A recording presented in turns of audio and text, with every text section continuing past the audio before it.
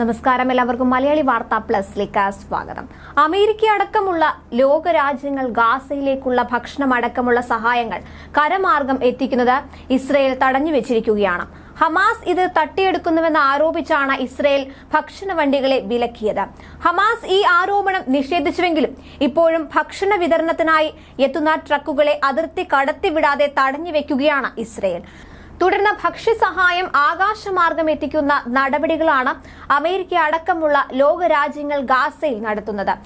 അതിനിടയിൽ കടലിൽ ഇറക്കിയ ഭക്ഷണപ്പൊതികൾ ശേഖരിക്കാനിറങ്ങിയ 18 പലസ്തീനികൾ മുങ്ങി മരിച്ചു. ഗാസയിലേക്കുള്ള ഭക്ഷണമടക്കമുള്ള സഹായങ്ങൾ കരമാർഗം എത്തിക്കുന്നത് ഇസ്രയേൽ മുടക്കിയതിനെ തുടർന്നാണ് ഭക്ഷ്യസഹായം ആകാശമാർഗം എത്തിച്ചത്.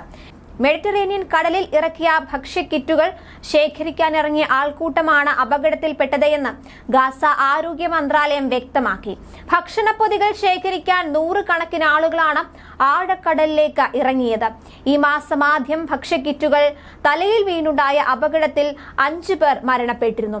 6 മാസത്തോളമായി തുടരുന്ന ഇസ്രയേൽ ആക്രമണത്തിൽ ഗാസ കനത്ത പട്ടിണിയെയാണ് അഭിമുഖീകരിക്കുന്നത്. ഇതിനെ തുടർന്നാണ് എയർ ഡ്രോപ്പ് സംവിധാനത്തിലൂടെ ഭക്ഷണ പൊതികൾ എത്തിക്കാൻ അമേരിക്ക അടക്കമുള്ള ലോകരാജ്യങ്ങൾ തയ്യാറായത്.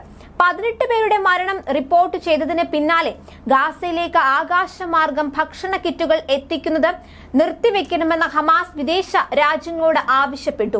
വെടിനിർത്തൽ നടപ്പാക്കണമെന്ന UN സുരക്ഷാ കൗൺസിലിന്റെ പ്രമേയം പാസാക്കിയ സാഹചര്യത്തിൽ കരമാർഗം കൂടുതൽ ട്രക്കുകൾ പ്രവേശിക്കാൻ അനുവദിക്കണമെന്നും ഹമാസ് ആവശ്യപ്പെട്ടു.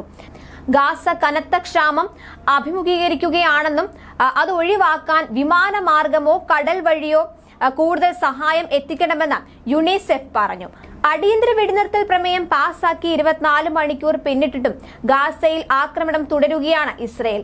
റഫേലും ഖാൻ യൂനിസിലും വടക്കൻ ഗസയിലും അടക്കം ഇന്നലെയും ഇസ്രയേൽ വൻതോതിൽ ബോംബ് വർഷം തുടർന്നു.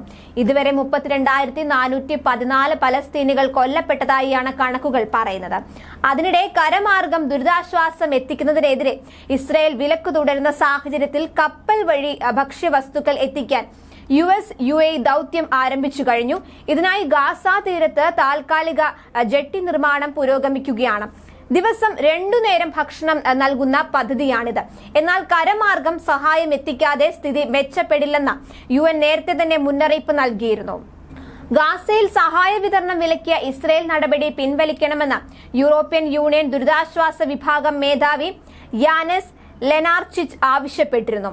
ഗാസയിലേക്ക് കരമാർഗം ഉടൻ കൂടുതൽ സഹായം എത്തിക്കണമെന്ന് ആവശ്യപ്പെട്ട് യൂറോപ്യൻ പാർലമെന്റ് പ്രമേയവും പാസാക്കിയിരുന്നു. എന്നാൽ അമേരിക്ക ഉൾപ്പെടെ ലോകരാജ്യങ്ങളുടെയും UN-ന്റെയും ഇത് സംബന്ധിച്ച അഭ്യർത്ഥനകൾ ഇസ്രയേൽ തള്ളുകയായിരുന്നു. ന്യൂസ് ഡെസ്ക് മലയാളി വാർത്ത.